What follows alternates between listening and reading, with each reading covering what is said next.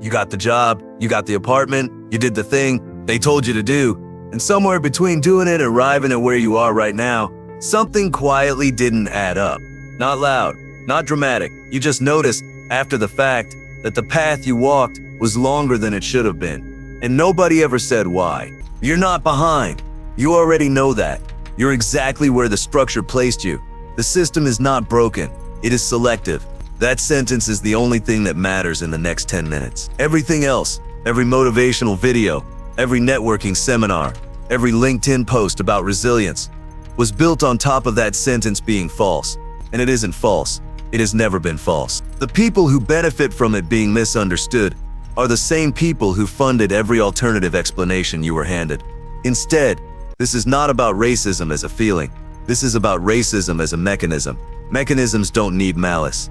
They need maintenance. And this one has been maintained for so long that most people inside it stopped seeing it as a structure at all. They started seeing it as weather. Here is what selective means in practice. It means the system produces exactly the outcomes it was designed to produce. It means when you don't get hired, it's not because you weren't qualified. It means when you do get hired, it's not because the system suddenly worked the way it was supposed to. It means both things. The failure and the success are managed outcomes. The system is not indifferent. It is curated. Most people get this wrong because they only look at the result. They see someone who made it and they conclude the path was open. They see someone who didn't make it and they conclude the person wasn't enough. Both conclusions are wrong. The path was never uniformly open or closed. It was selectively open, and the selection criteria were never posted. This is what it has cost. It cost you time you spent optimizing for criteria that weren't real. It cost you confidence in your own judgment when the feedback you got was designed to point you inward instead of outward. It cost you the ability to name what was happening while it was happening, because the language for it didn't exist in the spaces where you were trying to succeed. You weren't wrong, you just didn't have the frame. Stay with this, because what comes next is the part where the story you've been telling yourself about your own life starts to not hold up. And if you leave now, you're not leaving because this doesn't apply to you. You're leaving because it does. Let's start with hiring, not the big picture. The actual moment.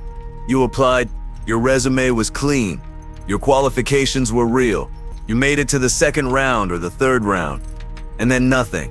Or you made it through and you were the only one in the room who looked like you, and the offer was lower than you expected, or the role was slightly different from what was posted, and you took it because the alternative was taking nothing.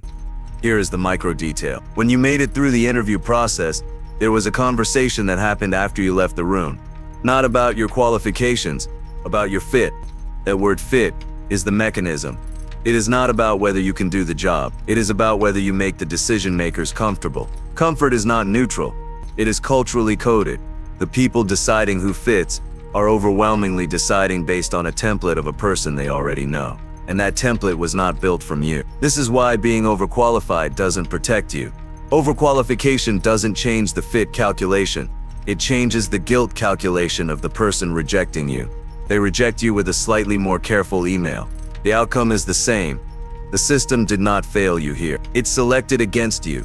There is a difference. Failure implies malfunction. Selection implies design. Now look at funding. Contracts. The money that moves toward businesses and projects. You pitched.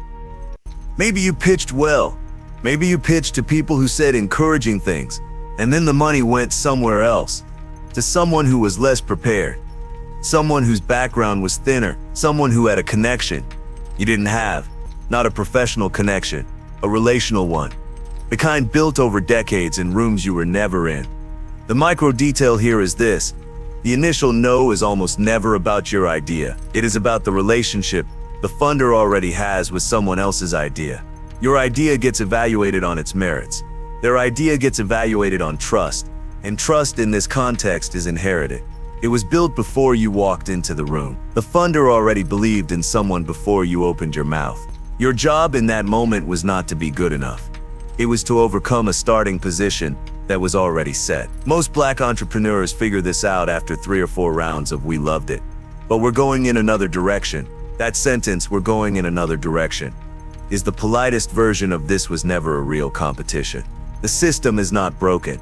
It's selected with precision. You might be thinking, but I know people who got funded. I know people who got hired. They did it. Tacy. Yes, they did. And that is exactly why the mechanism stays invisible. Exceptional success does not disprove the structure. It proves the structure has an exception lane. And the exception lane is narrow, exhausting, and it does not scale. When someone makes it through the exception lane, the system uses them as evidence that the lane was always open for everyone. It wasn't. It was open for them, specifically, under conditions that most people will never replicate, and the system knows that. If you're still watching, you already know this, you've seen it. You just haven't had someone say it directly without softening it. So here it is.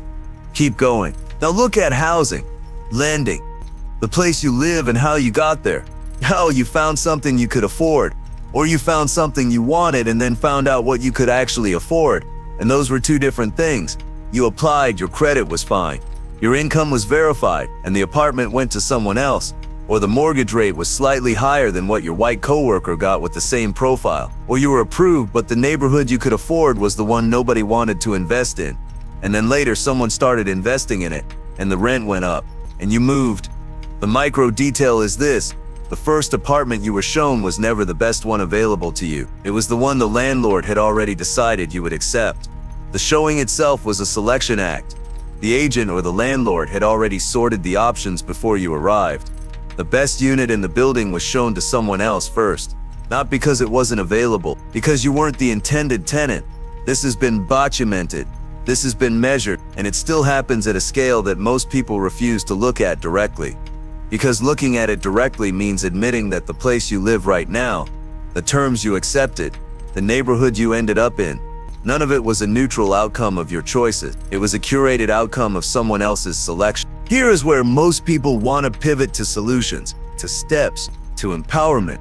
That pivot is a trap. It is the most comfortable thing you can do right now, which means it is the least useful, because solutions imply the problem is yours to fix, and the problem is not yours. The mechanism is not yours. You did not build it. You did not maintain it. You do not have the authority to dismantle it from inside the roles it created for you. So, stay.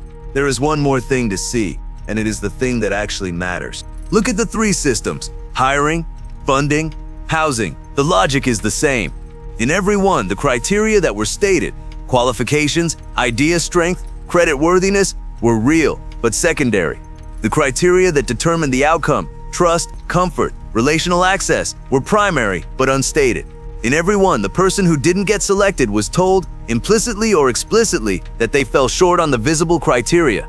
When the visible criteria were actually met, the rejection was reframed as timing, fit, or direction, never as structure.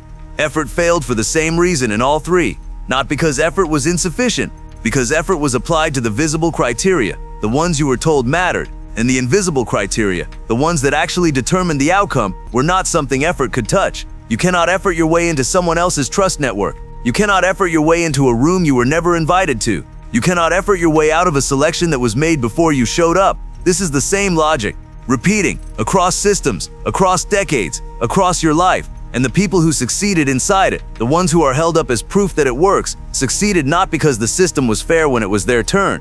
They succeeded because in their specific case, the invisible criteria happened to align. Maybe they were in the right room. Maybe someone chose to extend trust to them specifically. Maybe the timing was rare. It was not replicable. It was not because they did something you failed to do. It was because the selection, in that instance, went a different direction. Exceptional success hides the mechanism. It does not disprove it. The mechanism is still running. It is still selecting, and it is still doing so with the same logic it has always used. This is not about what to do next. This is about where you are standing right now, and being able to see the ground clearly for the first time. The ground was never level. You were told it was. You were told that if you stood firmly enough on it, it wouldn't matter. It mattered. It has always mattered. Positional awareness is not empowerment. It is not a strategy. It is simply the ability to stop being surprised by outcomes that were always predictable. Once you could see the selection happening, the system is not broken. It is selective. It has always been selective. And now you know exactly what that means.